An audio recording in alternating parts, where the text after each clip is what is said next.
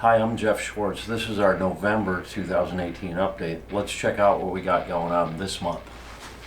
This 70 CUDA has a Schwartz G-Machine chassis in it, as well as a 426 Hemi.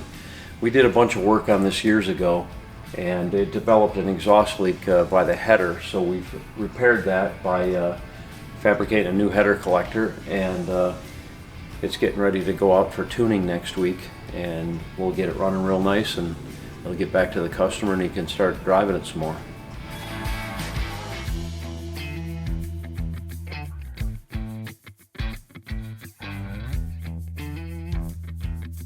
They're doing some final assembly on this Tri-5 chassis. This is going under a 55 Bel Air.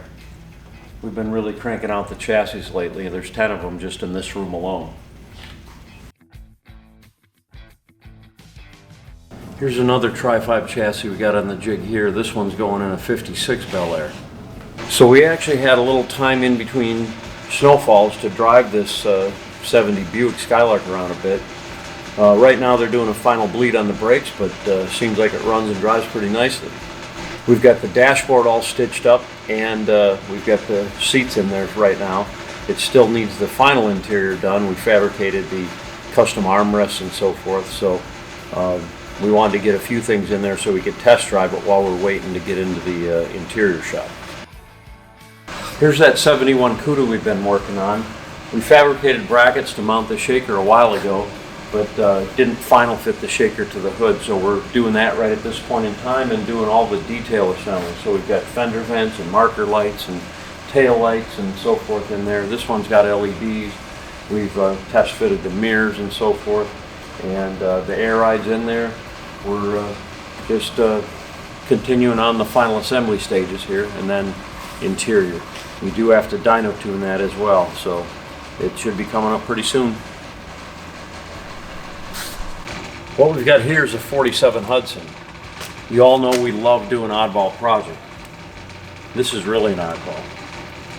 The interesting thing about this is it was around Crystal Lake, Illinois its entire life, and it was used in a lot of the parades, 4th of July parades and things like that. I'm amazed by some of these oddball companies, some of the engineering things that they had in their cars. Like, you know, we've all, as hot rodders, done tilt front ends. Well, this actually had the hood tilting forward like you see it from the factory back in the day.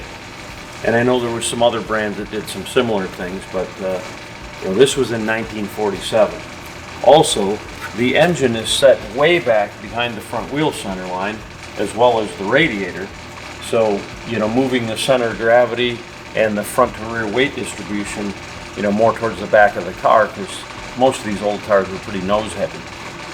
A lot of different things we've noticed besides that, and I don't remember all of them right now, but kind of a cool old piece. So this is getting a full Pro Touring build. We've got a rendering being done right now. I've got a vision in my head, and I've got somebody working on a design for it, and we've got some Forge Line vintage wheels picked out for it, which I'll be ordering pretty soon. This is getting a 392 Hemi, modern 392 Hemi, and we're going to make it look old school, so it'll look like it's got a carburetor on it, but it'll be a drive-by-wire throttle body, and it'll have valve covers that look like an old Hemi polished valve covers with spark plug wires going in the top of them. So it'll be a pretty interesting project that I'm really excited about.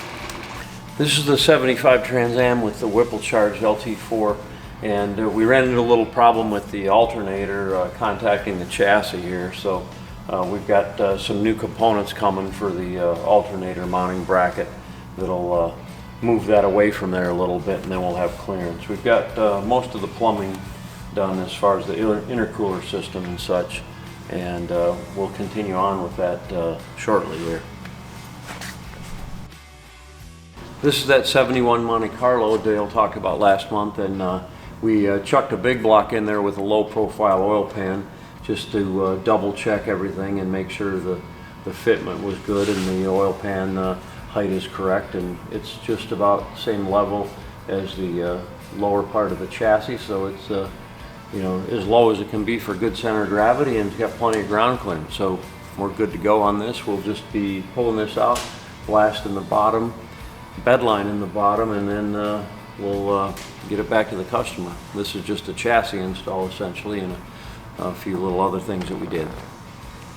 We successfully fitted an early Nova bumper onto this 74 Nova, and we've had to fabricate a couple extra pieces here to extend this corner piece down closer to the bumper.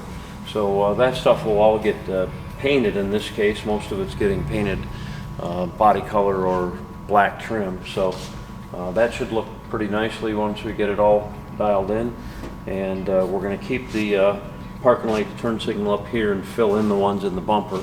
And then we've got plenty of airflow with the holes there that'll add cooling air to the intercooler, heat exchanger, and radiator and so forth. So we still got a little bit of fab work to do here to clean up the core support and such, but we're plumbing and dialing in all our routing of things, so looking pretty well. On this 67 Barracuda Hellcat powered car, we finally finished fabricating the remaining pieces of our floor in there and got those tacked in. And we've been working on the wiper motor fitment and also the power windows for this. So we previously modified the rear seat back to clear the mini tub so it still has the folding down feature. And that's where we're at this stage of the game, and keep rolling along on it. This is the hood for that Eleanor Mustang, which has a forward-facing scoop on this particular variation of it.